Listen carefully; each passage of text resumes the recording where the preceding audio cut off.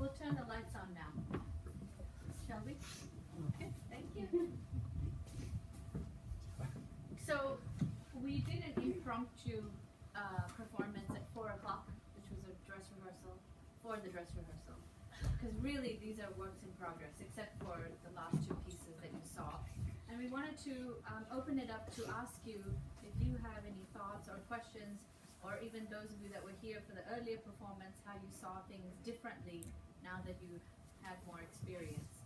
And also to the dancers that are here, what might be some of your perspectives or questions or comments. This is a work in progress, as we mentioned, so we'd appreciate feedback. Last word, the first performance was Baro. What does it mean? Baro. Come. Krishna, will you come? Right? Begane Baro means come quickly. Won't you come quickly? This dance and singing is also developed into cinema, into film.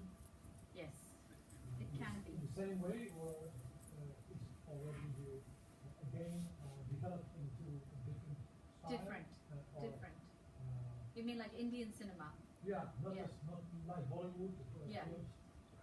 Not as exactly traditionally, or is it already still the same sort of all the typical elements involved? Some of the same typical, like the gestures might be used, but the nuances with interpreting the text is not usually happening in the same way as the Bollywood film dance sequences. And it's developed over time. You could probably answer that. I think in the old days, in the 60s and 50s and 60s, there was a closer relationship between what we call the classical forms and movies. It was not called Bollywood at that time. But ever since it has morphed into Bollywood, you see actually the world forms, not just the Indian dance forms that are part of what is called the genre of Bollywood. So it will have hip hop, flamenco, Bharatanatyam, anything goes But under the actually, name of Bollywood. But actually the reason that Bollywood films are so elastic and hybrid, the pieces, is because a lot of the Devadasis, remember I mentioned the traditional dancers who had been taken out of the practice and the dance form moved to middle-class Brahminical bodies in the 20th century. They actually entered the cinema. And so what we saw was their vision of modernity was plural. it allowed for multiplicity, it allowed for influences from everywhere to enter the form, so that Bollywood has become what it is today because of that hybrid perspective on modernity that was present because the Devidasis entered the cinema in the 20s and the 30s and the 40s.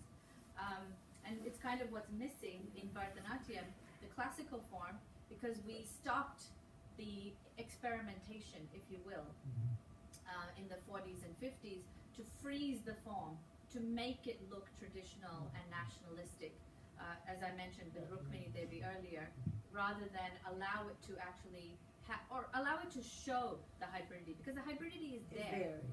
It's just not revealed. Yeah, and I think the awareness, like she says, because I think it is evolving.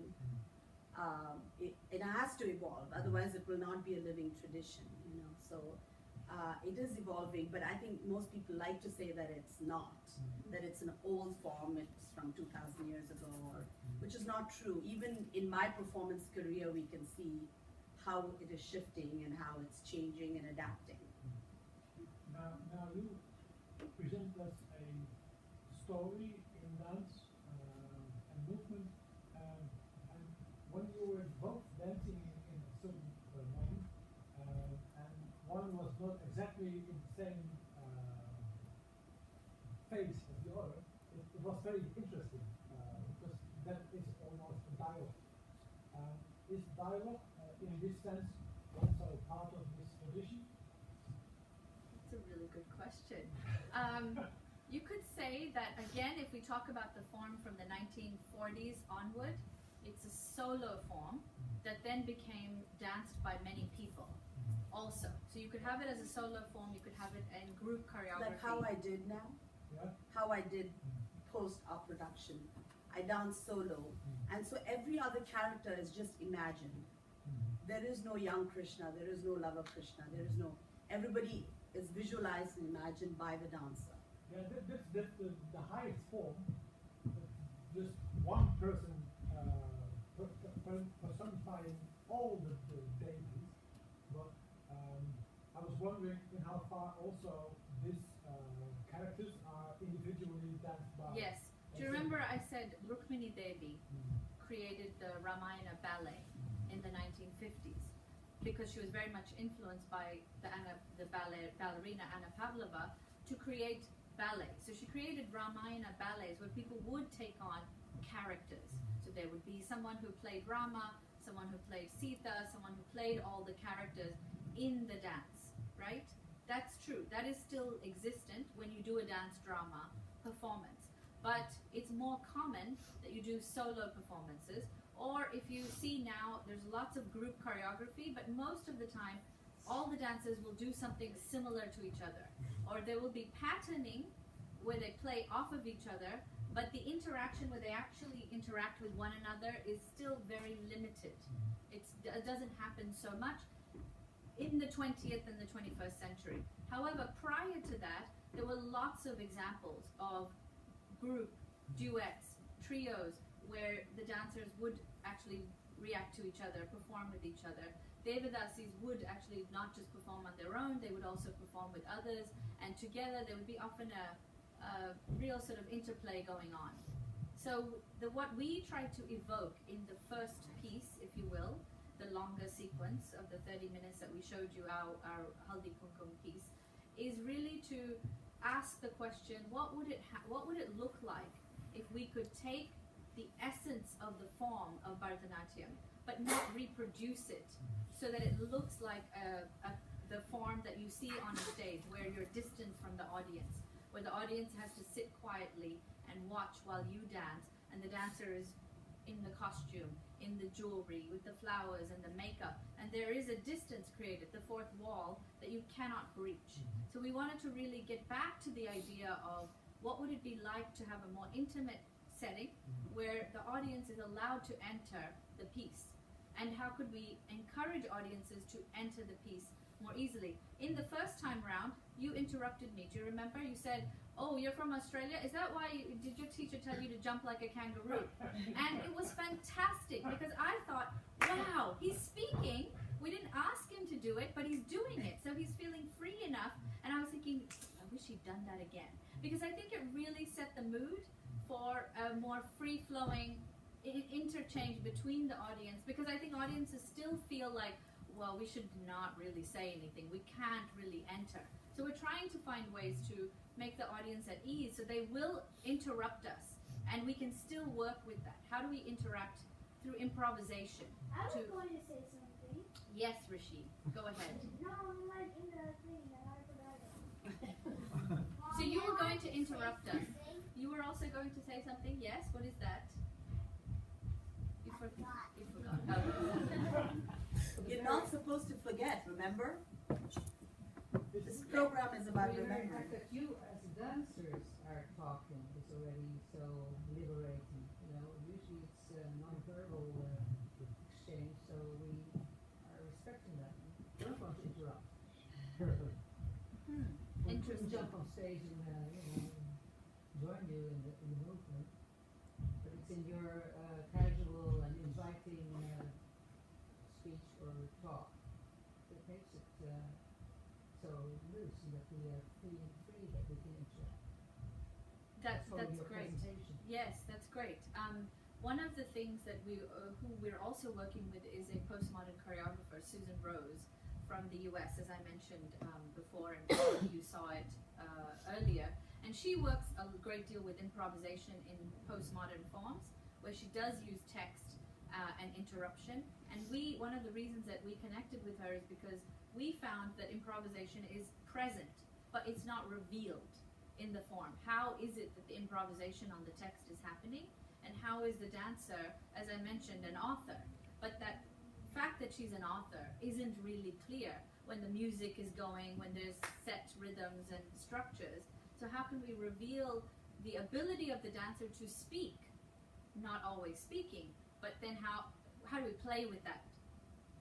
Sort of in back and forth is one of the bigger questions that we're also very much interested in asking. And I think it only works into the theatre like horizontal. You couldn't try it on Scarborough presentation. This is exactly what Leo and we were discussing, that one of the reasons I love this space particularly is because of the fact that it allows us to have these kinds of interactions, which again get prevented when the stage is so big and you can't really feel the energy and you don't feel like you're allowed an entrance in a way.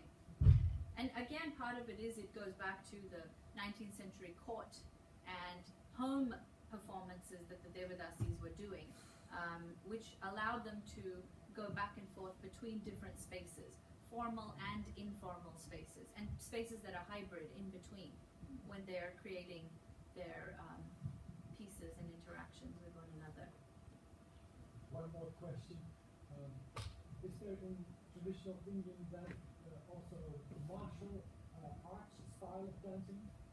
There are hundreds of forms of Indian classical dance, martial arts techniques, folk forms, and all kinds of variations.